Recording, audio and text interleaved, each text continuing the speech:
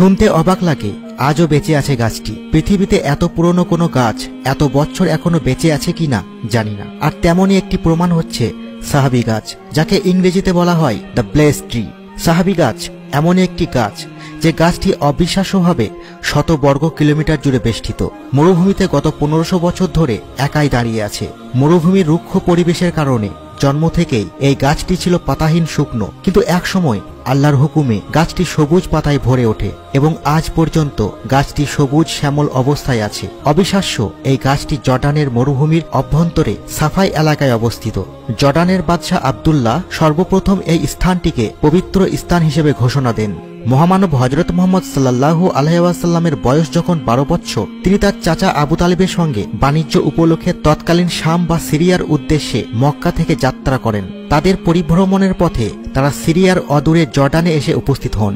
জর্ডানের সেই এলাকাটি ছিল শত শত মাইল ব্যাপী বিস্তৃত উত্তপ্ত বালুকাময় এক মরুভূমি। মুহাম্মদ সাল্লাল্লাহু আলাইহি ওয়াসাল্লাম এবং তার চাচা আবু তালিব মরুভূমি পাড়ি দেওয়ার সময় ক্লান্ত হয়ে একটু বিশ্রামের জায়গা খুঁজেছিলেন, কিন্তু আশেপাশে তারা কোনো বসার জায়গা খুঁজে পাচ্ছিলেন না। চারিদিকে যত দূর চোখ যায় তারা তাকিয়ে কোনো বৃক্ষরাজির সন্ধান পেলেন না, কিন্তু দূরে একটি মৃতপ্রায় গাছ দেখতে পেলেন। উত্তপ্ত মরুভূমির মাঝে গাছটি ছিল লতাপাতাহীন, শীর্ণ ও মৃতপ্রায়। শেষে উপায় না পেয়ে উনারা মরুভূমির উত্তাপে শীর্ণ পাতাহীন সেই গাছের তলায় বসেন।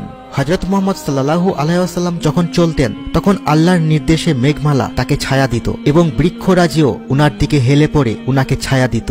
মুহাম্মদ সাল্লাল্লাহু আলাইহি ওয়াসাল্লাম তার চাচাকে নিয়ে যখন গাছের তলায় বসেছিলেন তখন তাদের ছায়া প্রদানের জন্য আল্লাহর নির্দেশে মৃতপ্রায় গাছটি সজীব হয়ে ওঠে এবং গাছটির সমস্ত ডালপালা সবুজ পাতায় ভরে ওঠে। আর সেই গাছটি বর্তমানে সাহাবী গাছ নামে পরিচিত।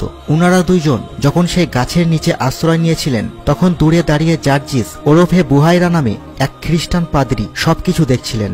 আবু তালিব মুহাম্মদ সাল্লাল্লাহু আলাইহি ওয়াসাল্লামকে নিয়ে পাদ্রীর কাছে গেলে তিনি বলেন, আমি কোনোদিন এই গাছের নিচে কাউকে বসতে দেখিনি এবং এই গাছটিও ছিল পাতাহীন, কিন্তু আজ গাছটি পাতায় পরিপূর্ণ।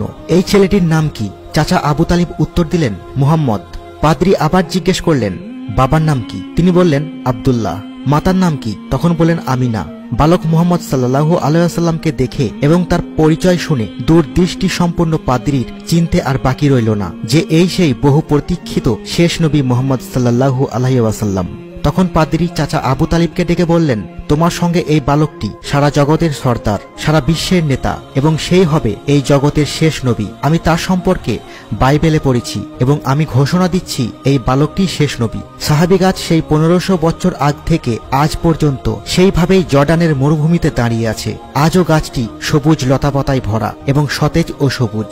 আশ্চর্যের বিষয় এই যে এই গাছটি যেখানে অবস্থিত তেমন মরুদ্যানে কোনো গাছ বেঁচে থাকা সম্ভব নয় এবং এই গাছটির আশেপাশে কয়েকশো কিলোমিটার এলাকার মধ্যে আর কোনো গাছ নেই। গাছটির চারিদিকে দিগন্ত জোড়া শুধু মরুভূমি আর মরুভূমি। উত্তপ্ত বালুকাময় মরুভূমির মাঝে এই গাছটি একাই দাঁড়িয়ে থেকে আল্লাহর অসীম ক্ষমতার সাক্ষ্য দিয়ে যাচ্ছে এবং সেই সঙ্গে প্রিয় রসুল মুহাম্মদ সাল্লাল্লাহু আলাইহি ওয়াসাল্লামের স্মৃতি আঁকড়ে ধরে রেখেছে, যা অবিশ্বাসীদের জন্য উৎকৃষ্ট নিদর্শন।